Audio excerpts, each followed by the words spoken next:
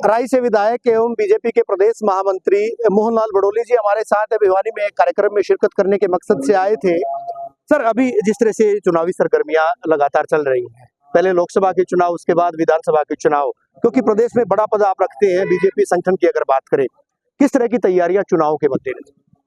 Bharatiya Janata party के हरियाणा प्रदेश की 2024 के चुनाव की पूरी संगठन की तैयारियां हमारी निरंतर चलती रहती हैं और जनसंपर्क अभियान 4 तारीख से 11 तारीख तक आज जो पूरा एक सप्ताह तक चला है। आज पंडित दीनदयाल उपाध्याय जी का समर्पण दिवस भी है और पंडित दीनदयाल उपाध्याय के विचार से जो सरकार आज काम कर रही है, जन कल्याण के, गरीबों के, प्रत्येक वर्ग के हित के लिए जो सरकार ने काम किए हैं, वो हमारी भारतीय जनता पार्टी की जो दिशा और विचारधारा देने का जिनकी जिम्मेवारी थी, ऐसे पंडित दीनदयाल उपाध्याय जी के आज समर्पण दिवस है। और आज मैं इसी दिन यहाँ भिवानी की छोटी काशी के नाम से जो विख्यात हरियाणा प्रदेश का शहर है, इसमें आज बहुत बड़ा एक सनातन धर्म की पराकाष्ठा के लिए ब्राह्मण समाज के हमारे कमांडर सुनील जी ने एक अच्छा आयोजन किया है और जिन्होंने देश की सेवा की, ऐसे सैनिकों का सम्मान, जिन्होंने गौ रक्षा करने का काम किया, ऐसे गोरक्षकों का सम्मान, और जो अनेक फील्डों के अंदर जो कोई भी ऐसा सेवा का कार्य करते हैं, उन सबको आज सम्मान करने का बड़ा आयोजन यहाँ पर हुआ है। लोकसभा चुनाव में ये चर्चाएं हैं कि कुछ सीटें बदली जाएंगी, कुछ टिकटें भी बदली जाएंगी। क्या मोहनलाल बड़ोली भी दावेदार इस बार लोकसभा चुनाव में कहीं टिकट के लिए जो है संसद के चुनाव में माना जा सकता है? विधानसभा को छोड़कर क्या लोकसभा चुनाव के लिए दावेदारी? भारतीय जनता पार्टी का जो हमारा पन्ने का प्रमुख है, वो भी लोकसभा का चुनाव लड़ सकता है, वो भी उस दौड़ में रहता है। और भारतीय जनता पार्टी के आज लगभग 2 लाख से ज्यादा कार्यकर्ता हमारे पन्ना प्रमुख पर सरल ऐप पर दर्ज है, वो सब कोई भी चुनाव लड़ सकता है। व्यक्तिगत तौर पे बात करें, आप अगर आपको टिकट दी जाएगी सोनीपत या रोहतक से, कहाँ प्रेफर करेंगे?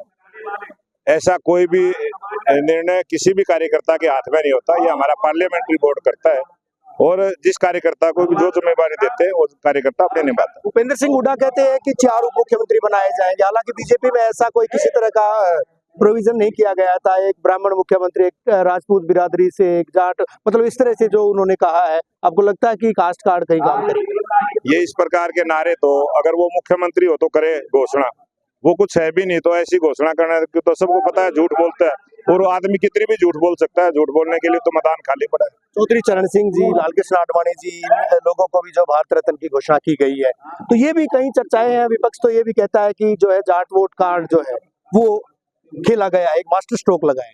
ये जितने भी विपक्ष के लोग हैं, आज उनके पास कोई मुद्दा नहीं है और विपक्ष के लोग जनता को गुमराह करने का काम करते हैं। और विपक्ष ने इस चीज की बड़ाई करनी चाहिए थी कि जो एक सिस्टम वर्षों से 1947 की आजादी के बाद देश में जब भी 26 जनवरी का जब भी हमारा जो राष्ट्रीय त्योहार के रूप में हम मनाते हैं, उसके बाद भारत रत्न की उपाधि 3 लोगों को दी जाती रही है और अब की बार 5 को दी है।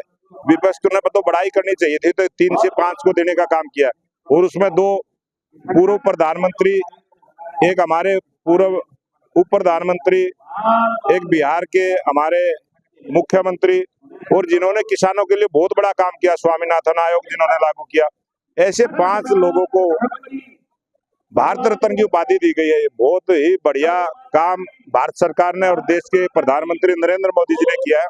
मैं भारत सरकार का, देश के प्रधानमंत्री नरेंद्र मोदी जी का बहुत बहुत धन्यवाद करता हूँ। किसान आंदोलन जब भी होता है तो राई इलाका, यानी आपका इलाका जो कहीं ना कहीं वो सुर्खियों में रहता है। इस बार भी ट्रैक्टर मार्च जो है पहले किया गया था, एक रिहर्सल की गई थी, उसके बाद अमली जामा पहनाने की कोशिश की गई थी, कीलें ठोकी गई हैं, बैरिकेडिंग की गई है ताकि किसानों को रोका जा सके। दिल्ली के मुख्यमंत्री की बात करें, चाहे पंजाब के मुख्यमंत्री की बात करें, इसको अलोकतांत्रिक ठहराया है। वहीं दूसरी तरफ अगर इन्होंने नेता अभय सिंह चौटाला की बात करें, वो भी कहते हैं कि किसानों को नहीं रोका जाना चाहिए।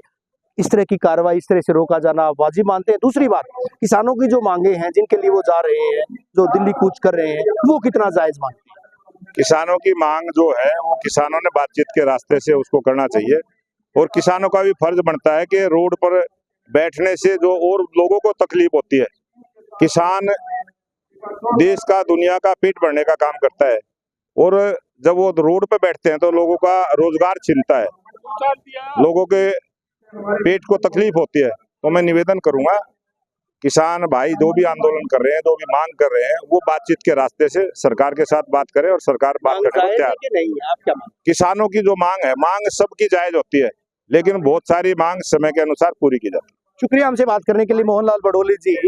इनका सीधे तौर पर कहना है कि जो है मांगे सबकी जायज होती हैं और इससे तरह अगर बात करें, उनका ये भी कहना है कि तमाम जो कार्यकर्ता है बीजेपी के, वो चुनाव के लिए पूरी तरह से तैयार है। चाहे पन्ना प्रमुख से लेकर के निचले स्तर के कार्यकर्ताओं की बात करें, तमाम लोग पूरी तरह से तैयार है। बहरहाल राजनीति है, राजनीति में इस तरह की बयानबाजी तो लगातार चलती रहती है और चलती रहनी भी चाहिए। वीडियो जर्नलिस्ट सुमित अवस्थी के साथ रवि जांगड़ा, इंडिया न्यूज।